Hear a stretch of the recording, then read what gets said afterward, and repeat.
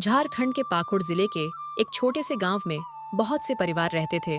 कुछ ऐसे जिनके आंगन में खुशियां खिलती थीं और कुछ ऐसे भी जिनके चूल्हे भी कभी कभी ही जलते थे। अमीर भी थे, गरीब भी। लेकिन उन सब में एक परिवार ऐसा भी था जिसकी गरीबी सबकी आंखों को नम कर दे। एक टूटी फूटी झोपड़ी, दीवारें मिट्टी की और छत बस नाम की।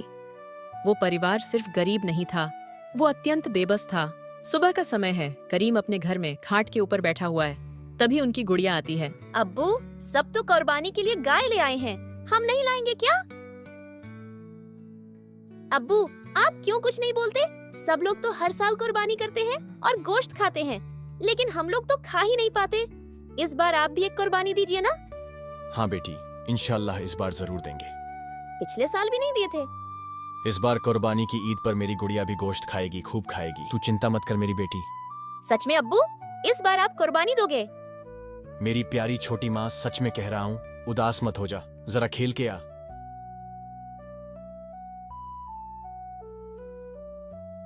गुड़िया तो इन दिनों हर वक्त बस कुर्बानी की बात करती है और मेरी हालत ये है कि कुछ कर पाने की ताकत ही नहीं। इन मासूम बच्चों को मैं क्या समझाऊं? उसी वक्त उनकी पत्नी पास आ जाती हैं। इतना उदास क्यों बैठे हो, क्या हुआ है? अब क्या बचा है?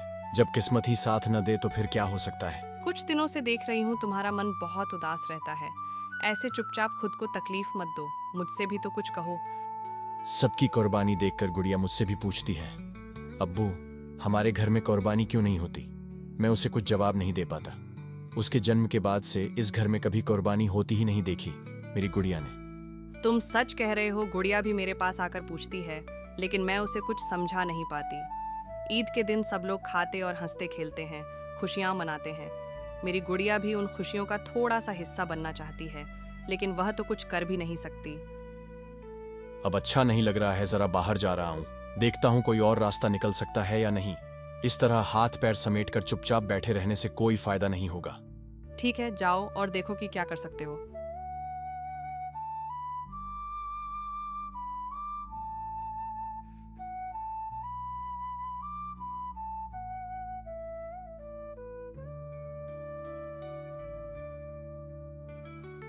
करीम भाई, इतना गंभीर चेहरा बनाकर कहां भागे जा रहे हो? तुम्हें देखकर लगता है जैसे सारी दुनिया की चिंता सिर्फ तुम्हारे ही कंधों पर हो। बड़े मायूस लग रहे हो। सब खैरियत है ना? भाई मुझे भी ऐसा ही लगता है। ये गरीबी भरी किस्मत जैसे मेरे गले की फांस बन गई है। ऐसे क्यों कह रहे हो भाई? क्या हुआ है, मुझे जरा खुलकर बताओ। भाई साहब देखिए ना, मेरी ज़ैनब को कई साल हो गए, आज तक कभी एक बार भी कुर्बानी का गोश्त नसीब नहीं हुआ। बच्ची बस थोड़ी सी खुशी चाहती है, कहती है अब्बू इस बार कुर्बानी देखूंगी, गोश्त खाऊंगी। लेकिन मैं क्या करूं? मैं तो इतना भी नहीं कमा पाता कि एक बकरी ले सकूं। ऊपर से सर पर कर्ज का बोझ है। अब आप ही बताइए, एक बाप अपनी बेटी की मासूम ख्वाहिश पूरी न कर पाए तो उससे बड़ा मजबूर कौन होगा? बिल्कुल यही तो बात है। अगर तुम चाहो तो मेरे साथ शहर चल सकती हो। ईद के दिन ही मैं शहर जाऊंगा और उसी शाम लौट भी आऊंगा। आखिरकार ईद मनाने के लिए शहर क्यों जाएंगे? अरे भाई, तुम तो कुछ भी नहीं जानते। मैं तुम्हें बता रहा हूं, जो लोग शहर में रहते हैं वे एक दूसरे की कुर्बानी में मदद नहीं करते। वहां वैसे भी ज्यादा लोग नहीं होते, इसीलिए हम जैसे गांव के लोग जब उनकी मदद करते हैं तो बदले में थोड़ा गोश्त और कुछ पैसे मिल जाते हैं। मैं हर साल यही करता हूं, इसलिए देख लो, ईद के दिन मैं घर पर नहीं रहता। इसीलिए कह रहा हूं, चलो मेरे साथ। ठीक है भैया, घर जाकर बीवी से बात करता हूँ, फिर बताता हूँ। ठीक है, तब वही करो।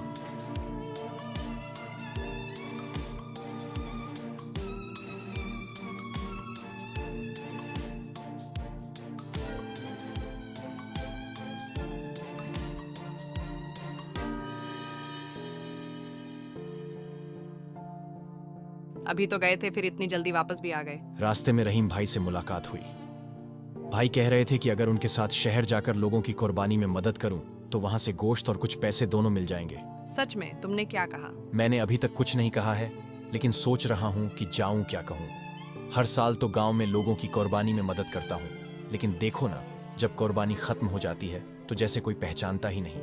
ऐसे ही दूर दूर रहते हैं और काम के बदले में थोड़ा सा गोश्त देना भी जैसे बहुत भारी पड़ता है उनके लिए। तुम जो ठीक समझो वही करो, मुझे कोई आपत्ति नहीं है।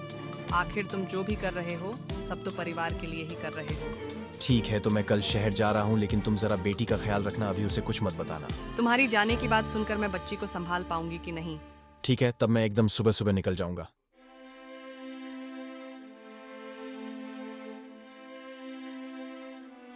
ईद की सुबह जब जैनब अभी सोकर नहीं उठी थी, तभी करीम रहीम के साथ शहर चला गया।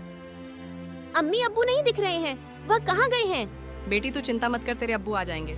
अम्मी अब्बू तो हर साल ईद में हम लोग के साथ रहते हैं, इस साल क्यों नहीं? अम्मी सच में बोलो ना, अब्बू कहाँ गए हैं? नहीं बेटा, कोई पिता अपनी बेटी को नहीं भूलता। तुम्हारे अब्बू तो तुम्हारी मुस्कान के लिए ही शहर गए हैं। वो वहाँ जाकर लोगों की कुर्बानी में मदद करेंगे ताकि बदले में थोड़ा सा गोश्त मिल जाए, हमारे घर की हांडी में भी कुछ पक सके। अम्मी क्या सिर्फ थोड़ा सा गोश्त लाने के लिए अब्बू ईद पर हमारे साथ नहीं है? ऐसा गोश्त हमें नहीं चाहिए। अम्मी जिसके लिए अब्बू को हमसे दूर रहना पड़े, मैं तो अब्बू के बिना कुछ भी नहीं खाऊंगी। वो घर आ जाएं, बस मैं उन्हें देख लूं, उनकी आवाज़ सुन लूं, मैं बहुत खुश हो जाऊंगी। अम्मी मैं अल्लाह से दुआ करूंगी, अम्मी अब्बू को गोश्त नहीं, उनकी बेटी की याद वापस खींच लाए। वो जल्दी जल्दी घर आ जाएं, मैं बस उन्हें गले लगाना चाहती हूँ। जैनब ये बात कहकर रो पड़ती है। रो मत मेरी गुड़िया, तेरे अब्बू जल्दी आ जाएंगे। ये बात कहकर उनकी अम्मी उसे गले लगा लेती है। जानती हूँ बेटी, पर जब पेट में भूख हो और जेब में कुछ ना हो तो बाप को अपने बच्चों की खुशी के लिए बहुत दूर तक जाना पड़ता है। करीम भाई, हम लोग तो शहर आ चुके हैं। अगर समय मिलेगा ना तो 4-5 घर में कुर्बानी करेंगे। ठीक है भाईजान। आइए पहले नमाज पढ़ लें, फिर इंशाअल्लाह कुर्बानी अदा करेंगे। बिल्कुल सही फरमाया आपने। चलिए नमाज की फजीलत हासिल करते हैं, फिर कुर्बानी अदा करेंगे। इंशाअल्लाह सब कबूल हो।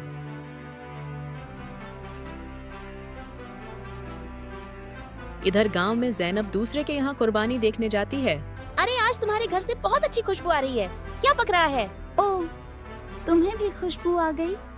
क्या बताऊं जैनब, हमारे घर में तो आज मटन बिरयानी, शामी कबाब और सीख कबाब बन रहे हैं। तुम्हारे जैसे लोग तो शायद नाम ही सुने होंगे, खाए कहाँ होंगे। शबनम ऐसे ना बोलो। वैसे भी ईद पर असली मजा तो होता है। कुर्बानी करने वालों के घर में खाली खुशबू से पेट तो नहीं भरता। तुम लोगों के बस की बात तो है ही नहीं कुर्बानी करना। ये बात जैनब के दिल को गहरे तक चुभ जाती है। वह चुपचाप उदासी के साए में डूबी घर की ओर लौट पड़ती है।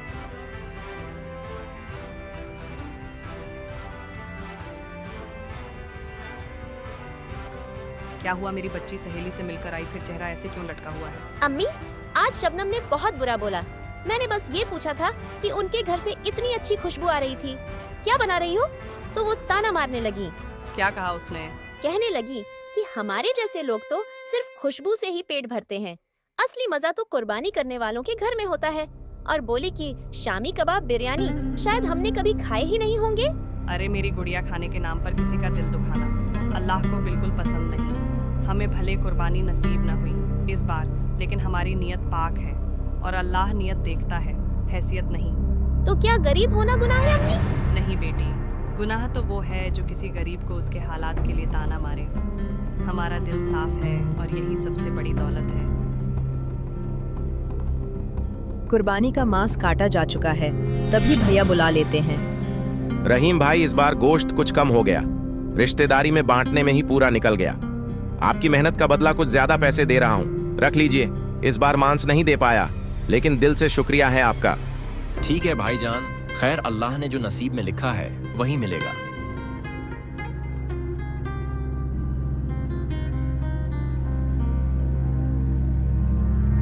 रहीम भाई, गोश्त चाहिए मुझे। पैसे तो हर रोज कुछ ना कुछ कमा लेते हैं, लेकिन आज मेरी बच्ची भूखी है। सुबह से बस यही पूछ रही है, अब्बू इस ईद पर भी गोश्त नहीं मिलेगा। ठीक है भैया, मैं तुम्हारा दर्द समझ रहा हूँ, लेकिन क्या करूँ, जो नसीब में लिखा होता है वही होता है। एक काम करो, आज तुम ही चले जाओ, मैं यहीं रुक जाता हूँ। जाते वक्त बाजार से अपनी बच्ची के लिए गोश्त ले लेना, तुम्हारे पास तो पैसे हैं। ठीक है, चलता हूँ, तब अपना ख्याल रखना।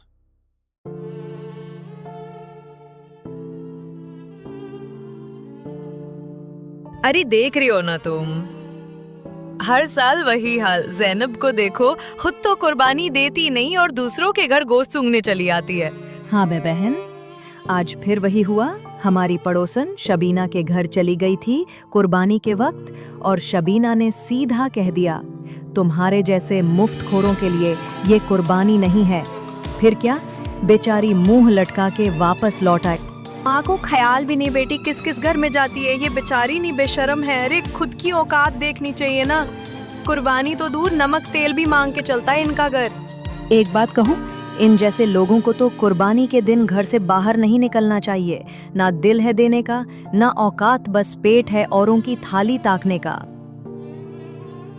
तेरे पास जितने भी पैसे हैं वे जल्दी निकल कर मेरे को दे दे, नहीं तो मैं तुझे मार डालूंगा। चल जो भी है निकाल दे, वरना ठीक नहीं होगा। मेरे पास ज्यादा कुछ नहीं है। मेरी एक छोटी सी बेटी है। आज कुर्बानी का दिन है, बस उसके लिए गोश्त लेने निकला था। कसम खुदा की, उसी की खुशी के लिए निकला हूँ। मुझ पर रहम करो भाई। जो थोड़े पैसे हैं उन्हीं से उसका चेहरा खिल जाएगा। मुझे छोड़ दो। लेकिन चोर मानते नहीं है, उसे पैसा छीन लेते हैं और बोलता है, और निकाल तभी दूसरा चोर बोलता है, छोड़ दे यार, इसके पास कुछ खास है भी नहीं, और देख इसकी आंखों में डर नहीं, बस बेटी का दर्द है। ये कहकर उसे छोड़ देते हैं।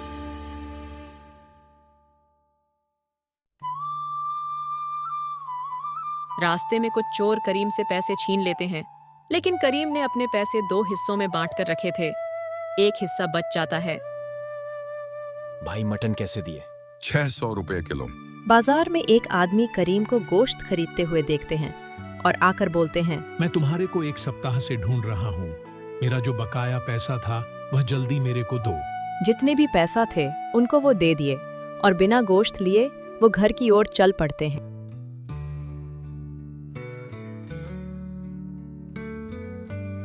क्या हुआ, खाली हाथ लौटाए? करीम सारे घटना को व्यक्त करता है अपनी बीवी के पास। आप चिंता मत कीजिए, हम लोग फिर से मेहनत करेंगे इस साल। कुर्बानी नहीं हुआ तो क्या हुआ, हम लोग का दिल साफ और पाक है, इंशाल्लाह अगले साल करेंगे। अबू अब आ गए। मुझे गोश्त नहीं चाहिए, सिर्फ आपका प्यार चाहिए, वही काफी है मेरे लिए। चिंता मत कर मेरी गुड़िया, मैं तेरे लिए फिर से गोश्त लाऊंगा। अगली साल जरूर कुर्बानी करेंगे इंशाल्लाह। 1 साल बीत जाने के बाद जैनब की सहेली आती है कुर्बानी की गोश्त लेकर। तेरे बिना तो मुझे ईद में अच्छा नहीं लगता है जैनब, तू मेरे सबसे अच्छी दोस्त है। मुझे भी तुम्हारे बिना मन नहीं लगता है। यहाँ कहानी में जो दिखाया गया है, एक्चुअल में कुर्बानी ऐसे नहीं होते हैं। कुर्बानी सिर्फ एक जानवर को ज़बह करना नहीं है, ये एक दिल की हालत है, एक सच्चा पैगाम है अपने रब के लिए सब कुछ कुर्बान कर देने का। ये हज़रत इब्राहीम अलैहिस्सलाम की वो याद है जब अल्लाह के हुक्म पर उन्होंने अपने सबसे प्यारे बेटे हज़रत इस्माईल अलैहिस्सलाम को कुर्बान करने का इरादा कर लिया, सिर्फ इसलिए कि अल्लाह राज़ी हो जाए। उस वक्त अल्लाह ने इस्माईल अलैहिस्सलाम की जगह एक जानवर भेज दिया, और तभी से ये सुन्नत बनी कि जो दिल से अपने रब के लिए कुर्बान हो वही सच्चा मोमिन होता है। हम कुर्बानी करते हैं क्योंकि ये हमारे ईमान का इम्तिहान है। ये हमें सिखाता है कि दुनिया की कोई भी चीज़, चाहे वो हमारी चाहत हो, आराम हो या माल दौलत, अल्लाह की रज़ा से बढ़कर नहीं है। कुर्बानी हमें सिखाती है कि त्याग और फिदा होना ही सच्ची बंदगी है। ये एक मौका है अपने नफ्स को कुर्बान करने का, अपने दिल को साफ करने का और अल्लाह के करीब जाने का। अल्लाह से कुर्बानी का गोश्त अल्लाह की नेमत है। इसे हमें 3 हिस्सों में बांटना चाहिए। एक हिस्सा अपने घर वालों के लिए, एक हिस्सा रिश्तेदारों और दोस्तों के लिए, और सबसे प्यारा हिस्सा गरीबों और भूखों के लिए, जिनकी आंखें इस दिन एक निवाले की उम्मीद में होती हैं। जब किसी गरीब के चूल्हे पर कुर्बानी का गोश्त पकता है तो वहाँ सिर्फ खाना नहीं, दुआओं की खुशबू भी उठती है, ताकि खुशियाँ सिर्फ हमारे घर तक सीमित न रहें, बल्कि हमारे गली, मोहल्ले और समाज में भी बांटी जा सकें। क्योंकि कुर्बानी सिर्फ जानवर काटने का नाम नहीं, बल्कि दिलों को जोड़ने का नाम है। कुर्बानी का असली मतलब ये नहीं कि सिर्फ जानवर काट दो।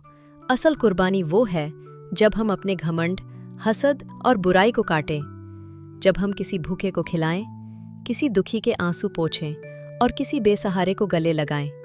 कुर्बानी एक एहसास है।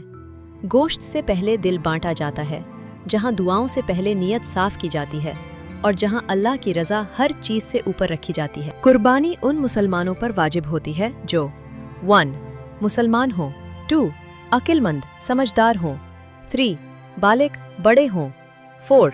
मुकीम मुसाफिर ना हों यानी जो अपने शहर में हो, सफ़र में ना हो। 5 मालदार हो, यानी जिनके पास निसाब के बराबर माल या ज़रूरत से ज़्यादा सामान हो। अगर किसी के पास 87-38 ग्राम सोना या 612-36 ग्राम चांदी के बराबर मालियत हो, या इतना कैश जेवर व्यापार का माल या ज़रूरत से ज़्यादा सामान हो, तो उस पर कुर्बानी वाजिब हो जाती है। हर कहानी एक सबक होती है और हर सबक हमारी ज़िंदगी को थोड़ा बेहतर बनाता है।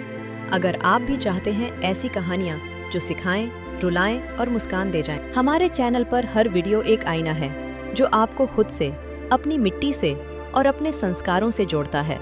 अगर दिल से कहानियाँ सुनते हो तो दिल से एक सब्सक्राइब रेशमी टून्स को ज़रूर करना।